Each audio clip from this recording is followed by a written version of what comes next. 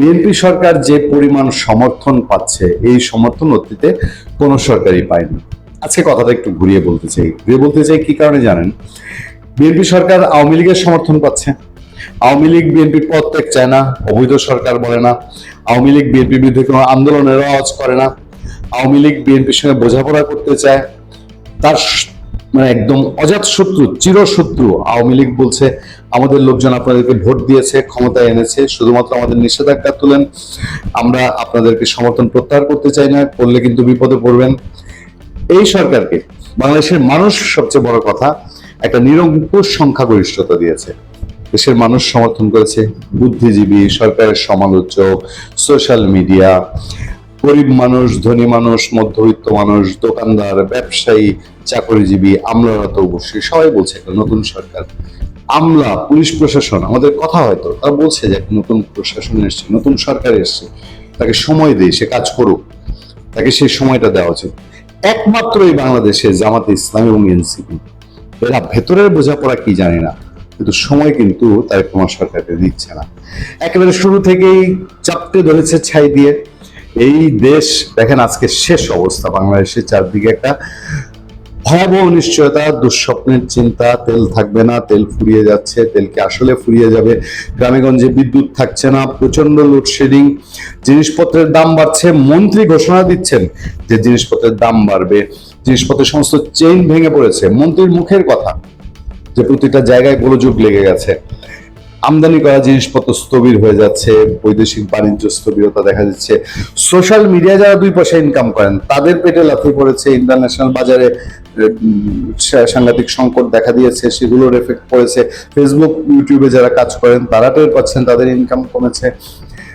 মাঠে ময়দানে জিনিসপত্রের দাম বেড়েছে, মাংসের দামের পরে এখন শাকসবজির দাম বাড়ছে। আর মন্ত্রী যখন ঘোষণা দিয়েছেন জিনিসপত্রের দাম বাড়বে, এটা তো বাংলাদেশ, এখানে তো যৌক্তিকভাবে বাড়বে না, এবং জানি না এর মধ্যে দিয়ে কয়জন স্টক করা শুরু করেছে।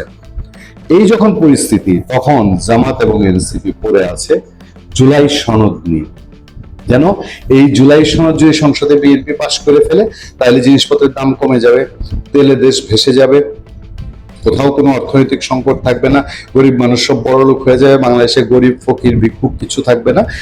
জুলাই সনদ সংসদে পাশ করে তাদের খাওয়া থাকার কোনো সমস্যা নাই, তাদের অঢেল টাকা নিজেদের।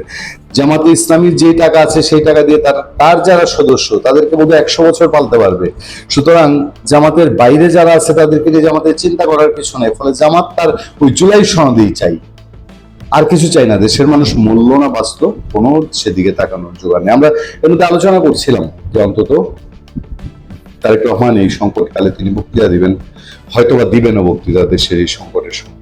এই দেশের সংকটের সময় এই জুলাই সনদ আপাতত আচ্ছা কার্যা করুক, চাপ দেখ, 2 মাস বন্ধ রেখে তারা পারতো না যে আমরা এখন দেশ, সারা ওয়ার্ল্ড যুদ্ধ বিধ্বস্ত একটা চাপের মধ্যে পড়ে গেছে, আমরা আগে দেশ বাঁচাই, 16 কোটি মানুষ বাঁচাই, আমরা ঐক্যবদ্ধ হই। ঠিক আছে, আওয়ামী লীগ বাদ, তারা তো একটা ঐক্যবদ্ধতা দেখাতো, ঐক্যবদ্ধ হয়ে দেশের সমস্যায় আমরা জাতীয় ঐক্য তৈরি করি। যারা আছে তারাই তো বলে তাদেরকে দিয়ে জাতীয় ঐক্য, তো তাড়াতাড়ি একটা ঐক্য করতো, একটা কমিটি করতো দেশের সংকট সমাধানের জন্য।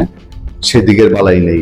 জামাতে ইসলামী মোটামুটি বিএনপির রাস্তায় কাটা বিছানো শুরু করছে। দেখেন দেশের এই করুণ পরিস্থিতির মধ্যে তারা রাজপথে আন্দোলনের ডাক দিচ্ছে, নাইমেও গেছে হাজার হাজার লোকজন। এখন কি বলে দেখেন, এখন তাদের বয়ান আবার কিছুটা ভিন্ন রকম চেঞ্জ হয়। তাদের বয়ান দেখলে পরে আপনার মনে হবে যে আমরা বোধহয় বাংলাদেশে বাস করি না, আমরা বোধহয় অন্য কোনো একটা দেশে বাস করি। জামাত ইসলামী সেক্রেটারি জেনারেল অধ্যাপক মিয়া গোলাম পারোয়ার বলেছেন, জুলাই সনদ ও সংবিধান সংস্কার আদেশ বাস্তবায়নের বিরোধিতা করে বিএনপি মূলত ফেসিবাদী শাসনের দিকে ধাবিত হচ্ছে। তারা এখনো আছে ফেসিবাদ বেচা 2 বছর পার করছে, এখন বিএনপির উপরে নতুন ফেসিবাদিতা দিয়ে আরো যদি 2-4 বছর পার করা যায়। জামাত এবং এনসিপি কি তককে বসে আছে যে বিপর্যয় হোক, তারেক রহমান সামলাইতে না পারুক? আমরা আরেকটা খেল দেখাই,